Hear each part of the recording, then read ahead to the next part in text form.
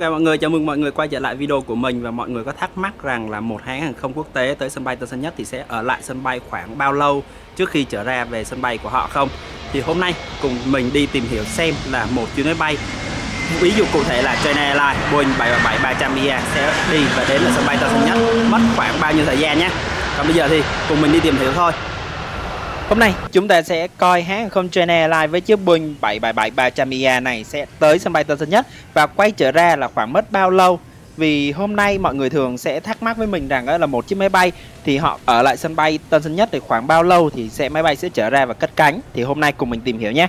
Đầu tiên thì bây giờ thì chiếc máy bay của chúng ta đang hạ cánh xuống đường băng 07 phải tại sân bay Tân Sơn Nhất. Và chiếc máy bay hạ cánh lúc 9 giờ 35 phút.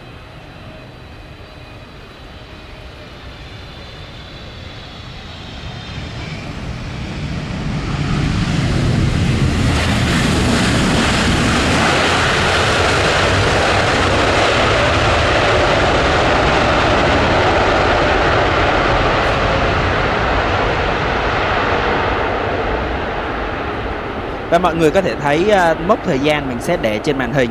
Và chiếc máy bay này sẽ nhanh chóng lăn về khu vực nhà ga T2 sân bay Tân Sơn Nhất. Nhà ga T2 là nhà ga quốc tế và lăn từ khu vực đường băng về đến nhà ga T2 thì mất khoảng 5 phút thôi.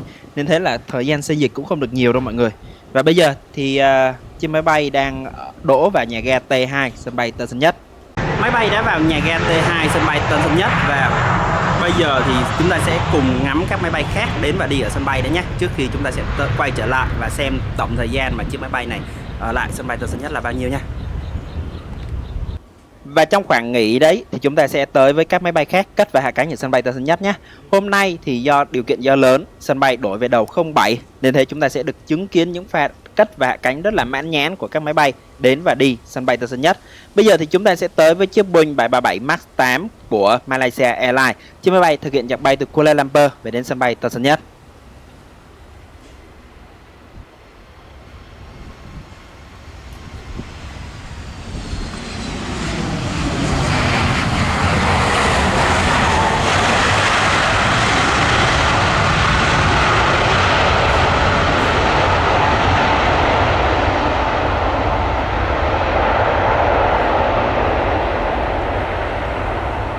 Chiếc máy bay Boeing 737 MAX 8 của Malaysia Airlines đã hạ cánh lúc 9 giờ 50 phút và cũng nhanh chóng di chuyển vào nhà ga T2 sân bay Tân Sơn Nhất. Và bây giờ thì chúng ta sẽ tới với một chiếc máy bay khác. Chiếc máy bay Airbus A350-900 của hãng hàng không Starlux, một hãng hàng không 5 sao tới từ Đài Loan. Chiếc máy bay thực hiện chặng bay từ sân bay quốc tế Đào Viên, Đài Loan về đến sân bay Tân Sơn Nhất. Và bây giờ mời mọi người chiêm ngưỡng pha hạ cánh của chiếc máy bay này trong điều kiện thời tiết gió lớn.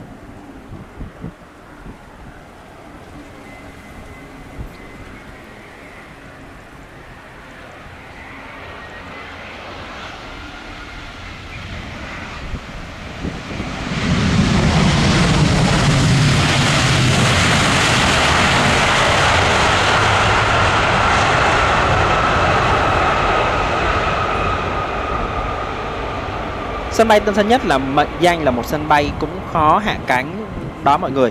Và đặc biệt khi mà đổi từ đầu 25 về đầu 07 như hiện tại thì đây cũng là một trong những điều kiện thử thách khó khăn hơn rất là nhiều đối với các anh chị phi công khi mà điều khiển các máy bay hạ cánh xuống sân bay Tân Sơn Nhất. Vì ở đầu 07 này thì sẽ có đầu mà hạ cánh thì cũng không có nhiều thiết bị hỗ trợ lắm, nên thế là các anh sẽ phải quan sát bằng mắt và hạ cánh bằng tay luôn. Còn bây giờ thì chúng ta sẽ tới với chiếc Boeing 737-300 của hãng hàng không Cathay Pacific. Và chiếc máy bay thực hiện chặng bay từ Hồng Kông, Trung Quốc về đến sân bay Tân Sơn Nhất. Và bây giờ là 9 giờ 58 phút sáng.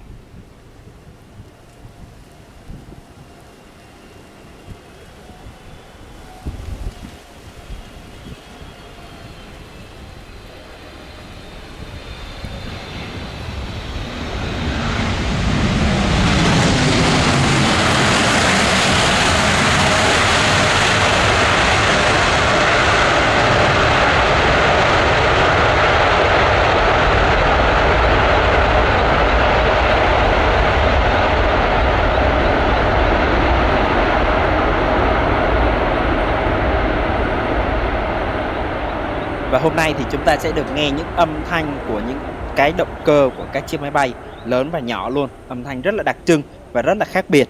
Và bây giờ thì chúng ta tạm thời chia tay với chiếc Boeing 737-300 để chúng ta sẽ tới với một chiếc máy bay khác ở đường băng cất cánh.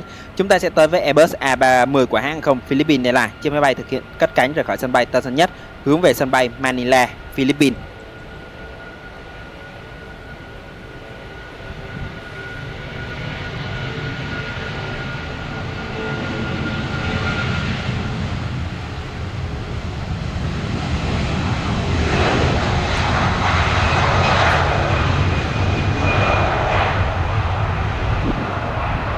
Và ngày hôm nay thì ở sân bay Tân Sơn Nhất vào buổi sáng thì bất ngờ là các máy bay rẽ về hạ cánh đầu 07 do điều kiện thời tiết gió thay đổi, và các máy bay thì cất và hạ cánh thì ngược chiều gió rồi, nên thế là khi mà gió thay đổi thì các kiểm soát viên không lưu tại sân bay Tân Sơn Nhất sẽ điều khiển các máy bay sẽ bay vòng về hạ cánh đầu 07 để đảm bảo an toàn.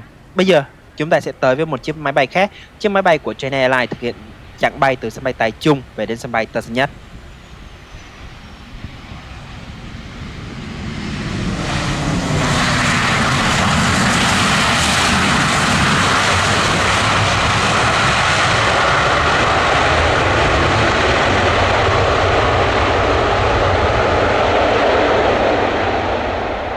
Chiếc máy bay này là của China Airlines nhưng mà cái tên gọi thì là của Mandarin Airlines, một công ty con của China Airlines. Còn bây giờ thì chúng ta sẽ tới với một chiếc máy bay khác đang bước vào hạ cánh trên đường băng 07 trái, đó là một chiếc ATR72-500. Chiếc máy bay thực hiện chặng bay từ sân bay Côn Đảo về đến sân bay Tân Sơn Nhất. Và mọi người thấy không, gió rất mạnh nên thế các máy bay sẽ đáp cực kỳ khó khăn luôn. Và mời mọi người chiêm ngưỡng hạ cánh của chiếc ATR72 đáp trong điều kiện thời tiết gió lớn này nha.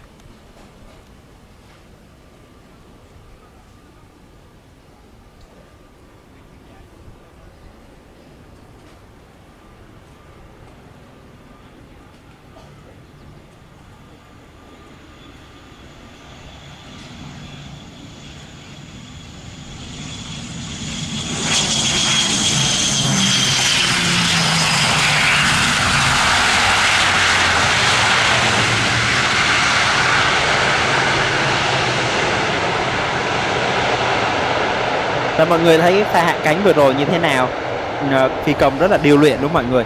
Điều khiển một chiếc máy bay này nhìn thì rất là đơn giản, nhưng mà để mà tích lũy mà hạ cánh thành công được thì cần một đòi hỏi kỹ năng rất là tốt của người điều khiển máy bay ấy đó. Nên thế là không phải nhìn thì dễ nhưng mà điều khiển một chiếc máy bay rất là khó đó mọi người. Còn bây giờ thì chúng ta sẽ tới với một chiếc Boeing 787 của Vietnam Airlines. Và chiếc máy bay này cũng đang hạ cánh xuống đường băng 07 trái và trong điều kiện thời tiết gió rất là lớn. Và cùng mời mọi người chiêm ngưỡng pha hạ cánh này, chúng ta sẽ nhìn cận cảnh hơn hệ thống càng đáp và động cơ máy bay khi mà máy bay tiếp đất nha mọi người.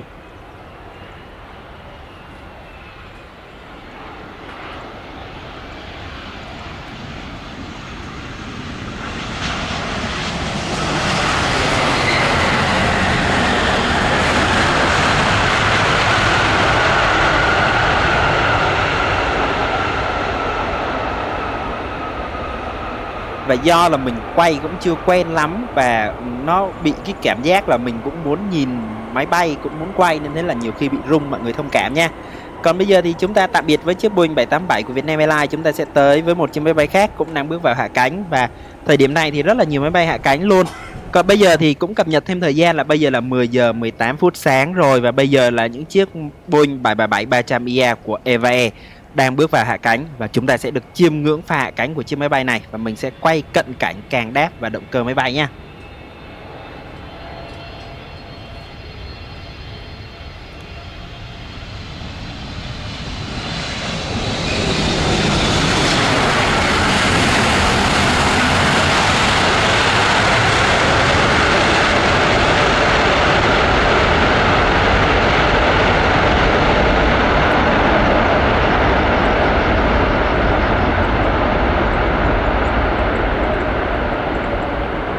Và mọi người thấy thế nào? Quay như thế này thích hơn hay là quay rộng hơn? Mọi người để lại dưới phần bình luận cho mình biết với nha. Để lần sau nếu có dịp mà đầu 07 nữa thì mình sẽ quay cho mọi người xem đỡ hơn. Còn bây giờ thì chúng ta sẽ tới với một chiếc ATR72-600 của hãng hàng không Air Cambodia. Chiếc máy bay thực hiện chặng bay về đến sân bay Tân Sơn Nhất, và đây là chiếc máy bay với màu sơn mới của hãng hàng không này. Và bây giờ chiếc máy bay đang hạ cánh xuống đường băng 07 trái.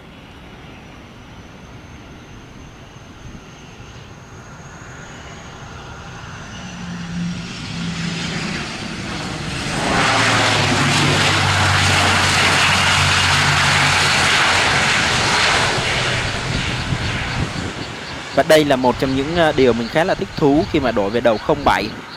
Đổi về đầu 07 này thực ra là mọi người biết không, là các anh chị kiểm soát viên không lưu cũng như là phi công tổ lái thì sẽ khó khăn vất vả hơn rất nhiều. Nhưng mà những người ngắm máy bay như mình thì lại rất là thích, tại vì chúng ta sẽ có những cái điều kiện nhìn gần hơn và sẽ thấy được nhiều cái chi tiết hơn trên máy bay. Còn bây giờ thì chúng ta sẽ tới một chiếc Airbus A321 của hãng hàng không Sun Phú Quốc Airways và chiếc máy bay cũng đang nhanh chóng hạ cánh.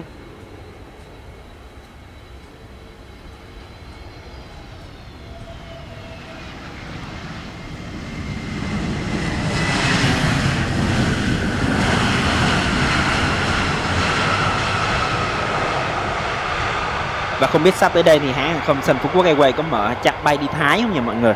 Mình rất là mong chờ hãng hàng không Sun Phú Quốc Airways sẽ mở các chặng bay kết nối giữa Việt Nam và Thái Lan đó, tại vì đây là một trong những cái địa điểm du lịch mà mình cũng rất là thích đi chơi ở đây. Còn bây giờ thì chúng ta sẽ tới với Airbus A350-900 của Singapore Airlines. Chiếc máy bay cũng đang nhanh chóng thực hiện chặng bay và bây giờ thì chiếc máy bay đang hạ cánh xuống đường băng 07 trái.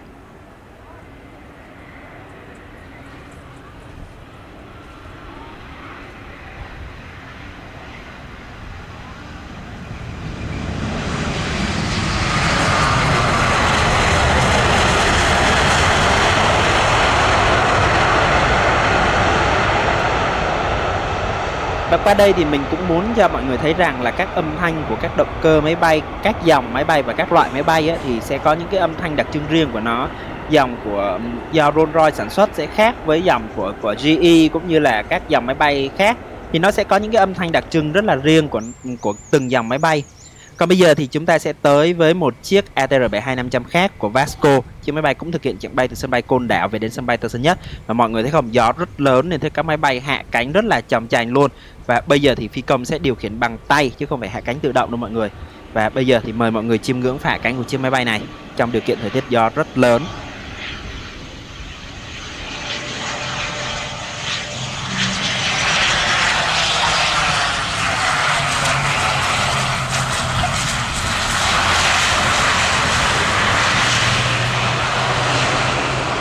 Và cũng qua đây để cho mọi người thấy rằng và hiểu rằng là nghề phi công cũng là một trong những cái nghề mà rất là khó khăn vất vả, chứ không phải như mọi người đồn đoán là lên chỉ bấm cái nút là xong, ngồi đó xong đến lúc hạ cánh thì bấm cái nút là hạ cánh đâu. Và bây giờ thì ở tại nhà ga T2 chúng ta đã thấy chiếc Boeing 777-300ER của hãng không China Airlines đã được đẩy lui rồi. Và bây giờ thì chúng ta sẽ cập nhật thời gian nha mọi người. Bây giờ đã là 10 giờ 57 phút và gần như là 1 tiếng 30 phút rồi thì chiếc máy bay đã được đẩy lui. Còn bây giờ thì chúng ta sẽ tới với một chiếc máy bay ATR72500 khác của Lào Airlines. Chiếc máy bay thực hiện chặng bay từ Bắc Xế, Lào về đến sân bay Tân Sơn Nhất. Và bây giờ thì chiếc máy bay đang nhanh chóng hạ cánh. Và bây giờ mình nhắc lại nhé, bây giờ là 10 giờ 57 phút rồi.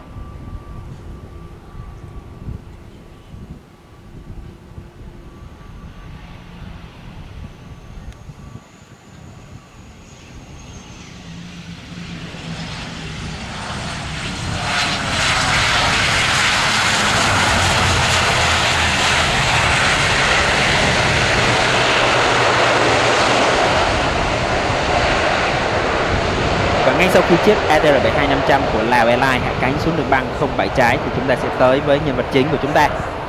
Bây giờ chiếc máy bay của China Airlines đã được đẩy lui ra và chúng ta sẽ cùng tìm hiểu chút về thông tin về chiếc máy bay này cũng như là về hãng hàng không China Airlines, cũng như là tổng thời gian chiếc máy bay này ở lại sân bay Tân Sơn Nhất là hiện tại là bao lâu rồi nha. Và bây giờ là 10 giờ 58 phút sáng và bây giờ thì cũng khoảng gần 1 tiếng 30 phút chiếc máy bay Boeing 777-300ER của China Airlines cập nhà ga T2 và bây giờ thì chiếc máy bay đã trở ra. Và như vậy thì chúng ta sẽ thấy rằng là các máy bay thì khoảng từ 1 tiếng rưỡi đến 2 tiếng khi mà ở lại sân bay Tân Sơn Nhất để có thể trả khách và đón khách cũng như nhận thêm hàng hóa ở dưới hầm hàng thì để có thể trở ra và cất cánh. Một điều mọi người chắc ít biết rằng là hãng không China Airlines vận hành bởi các dòng máy bay như Airbus A350-900, Boeing 777-300ER và Airbus A330-300 là những chiếc máy bay thường xuyên, loại máy bay thường xuyên xuất hiện tại sân bay Tân Sơn Nhất. Điều đặc biệt hơn nữa là các máy bay này đều có cấu hình là 3 cấu hình. Một là khoang thương gia, 2 là khoang hạng phổ thông đặc biệt và 3 là khoang hạng phổ thông. Nên thế là có tình trạng là những chiếc máy bay rất là đẹp của hãng không China Airlines này thì sẽ có cấu hình là giả sử như là khoang thương gia, khoang hạng phổ thông thôi thì sẽ rất là hiếm khi xuất hiện tại sân bay Tân Sơn Nhất. Và đấy là một trong những cái điều cũng khá là tiếc nuối cho anh em chụp máy bay ở sân bay Tân Sơn Nhất. Tại vì mọi người biết sao không, chiếc Airbus A350-900 mà có hình dáng Pokemon của hãng không China Airlines mới gần đây á, thì lại có sở hữu cái cấu hình này, nên thế những chiếc máy bay đấy thì thường xuyên xuất hiện và đi từ Mỹ này, đi châu Âu là chính. Chứ ít hiện tại thì đang là cơ hội tới sân bay Tân Sơn Nhất rất ít luôn. Nên thế đây là một trong những điều khá là tiếc. Nhưng mà bây giờ thì chúng ta sẽ quay trở lại với chiếc máy bay của chúng ta đang có mặt trên màn hình. Đây là một trong những chiếc máy bay Boeing 777-300ER của hãng không China Airlines. Chiếc máy bay này thì cũng có một cái tuổi đời cũng khá là cao rồi.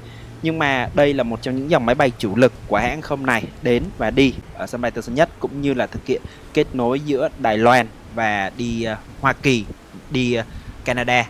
Và mọi người biết không, đây là một trong những cái gọi là những cái vui vui của mình để có thể làm, để mọi người có thể biết thêm được rằng là các máy bay quốc tế đến và đi ở sân bay Tân Sơn Nhất sẽ tốn bao nhiêu thời gian. Đây là những hãng giá đủ là sẽ thời gian như vậy, còn hãng giá rẻ sẽ còn nhanh hơn, và mình sẽ làm ở những video sau nhé mọi người. Còn bây giờ thì chiếc máy bay Boeing 777-300ER của China Airlines đã được Đài Kiểm soát Không lưu sân bay Tân Sơn Nhất cho phép cất cánh rời khỏi sân bay Tân Sơn Nhất hướng về sân bay Đào Viên, Đài Loan, và mời mọi người chiêm ngưỡng pha cất cánh của chiếc máy bay này.